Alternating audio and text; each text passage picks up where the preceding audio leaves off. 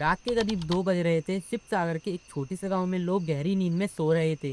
बाहर बारिश हो रही थी, लेकिन ये कोई नई बात नहीं, मानसून में ये आम है। लेकिन उस रात कुछ अलग था। पहाड़ों में नागालैंड के मोन जिले में बादल फट चुके थे और अगले कुछ घंटों में वो पानी असम की तरफ बढ़ने लगा। जब तक गाँव वाले की आंखें खुली तब तक उनके घरों में पानी घुस चुका था। अगले कुछ हफ्तों में ये कहानी सैकड़ों गाँव तक दोहराई गई। जब तक पानी उतरा तब तक 80 से ज्यादा लोग अपनी जान गंवा चुके थे और 7 लाख से ज्यादा लोग बेघर हो चुके थे।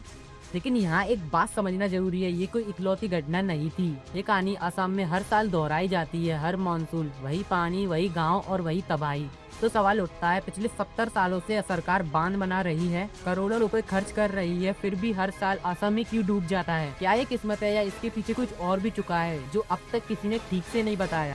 कहानी शुरू होती है 19 जुलाई 2026 नागालैंड में एक मोन जिले से। पहाड़ों पर अचानक इतनी तेज बारिश हुई कि मौसम विभाग ने इसे असामान्य बताया। मुख्यमंत्री हिमंता बिस्वा शर्मा ने बाद में कहा कि ये कोई क्लाउड बस्ट नहीं, बल्कि असामान्य से 500% ज्यादा बारिश थी। ये पानी पहाड़ों से नीचे उतरा और असम की सहायक नदियों में जा मिला। दिखो, दिसांग, झांसी, झंसीरी, ये सारी नदियां कुछ ही घंटों में खतरे के निशान को पार कर गईं। शिव सागर, चराई देव, गोलाघाट और जोरहाट, ये 4 जिले सबसे पहले चपेट में आए और धीरे धीरे बाढ़ फैलती चली गई। सबसे हैरान करने वाली बात ये रही कि पानी उन इलाकों में भी घुसा जो दशकों से बाढ़ से बचे हुए थे। जो गांव वाले कभी नहीं डरे थे, अब उन्हें भी अपना घर छोड़ना पड़ा। शिव सागर के नाजिरा जिले में 29 लोग बहकर मारे गए। जोरहाट में भोगदई नदी का बांध टूट गया और देखते देखते 60 गांव पानी में डूब गए। 35,000 लोग बेघर हो गए। रोहित शिविरों में हजारों परिवार पहुंचे और कुछ तो अपना बस एक ही बेड ले जा पाए, बाकी सब कुछ पानी में छूट गया। इस सवाल का जवाब समझने के लिए हमें उस नदी को समझना होगा जो आसाम की जीवन रेखा और सबसे बड़ा खतरा भी है, ब्रह्मपुत्र।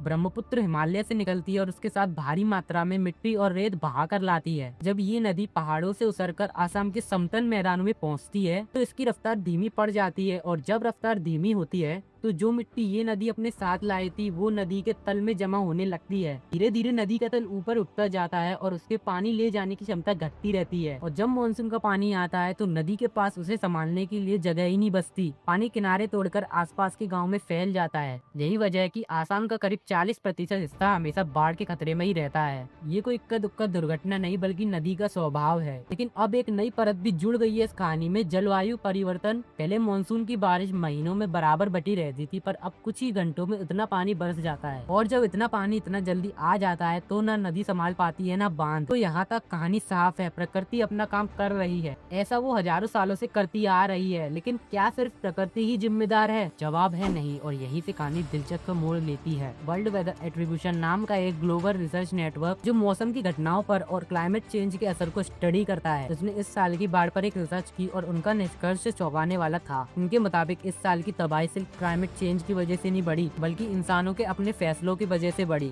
सोचिए, पहाड़ी इलाकों में जब जंगल काटे जाते हैं तो जमीन बारिश का पानी सोखना बंद कर देती है। वो पानी सीधा नदियों में जा गिरता है और नदियां चंद घंटों में भर जाती हैं। देखो, नदी के आसपास के इलाकों में सालों से अवैध कोयला खनन और पत्थर तोड़ने का काम चल रहा है। इससे पहाड़ियां कमजोर हो रही हैं और हर बारिश में मिट्टी और मलबा सीधा नदी में गिर रहा है। फिर आती है वेटलैंड्स, वो प्राकृतिक दलदली जमीनें जो सदियों से बाढ़ के पानी को सोखने का काम करती आ रही है। लेकिन अनियंत्रित निर्माण और अतिक्रमण की वजह से वेटलैंड्स लगातार खत्म होती जा रही है। जहाँ पहले पानी को फैलने और सोखे जाने की जगह थी, अब वहाँ घर और सड़कें बन चुकी है, और जब पानी को प्राकृतिक रास्ता नहीं मिलता तब वो इंसानी बस्तियों में घुस जाता है। आसाम में ब्रह्मपुत्र और उसके सहायक नदियों में लगभग 4,900 किलोमीटर लंबे बांध बन चुके हैं। लेकिन इनमें से बहुत सारे बांध अपनी तय उम्र पार कर चुके हैं और सालों से उनकी ठीक से मरम्मत भी नहीं हुई।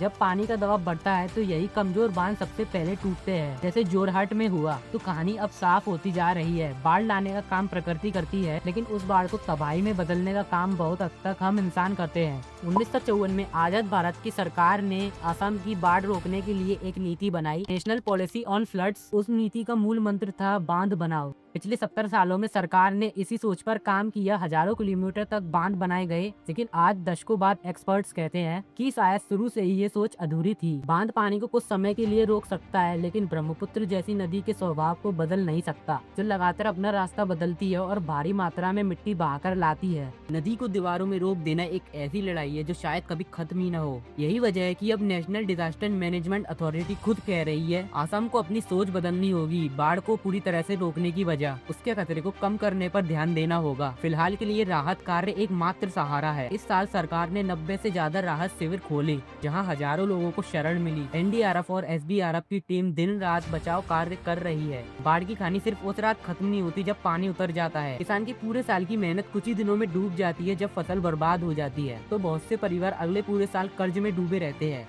सड़क, पुल और रेलवे उखड़ जाते हैं और हर साल इनकी मरम्मत करने में सरकार का करोड़ों रुपए खर्च होता है, जो शायद किसी स्थायी समाधान में लाया जा सकता है। यानी बाढ़ का ये चक्कर पूरी तरह खत्म नहीं होता। हर साल तबाही और यही कहानी हर मानसून में दोहराई जाती है। अगर ये वीडियो आपको जानकारी पूर्ण लगा हो तो लाइक एंड सब्सक्राइब जरूर से करके जाना।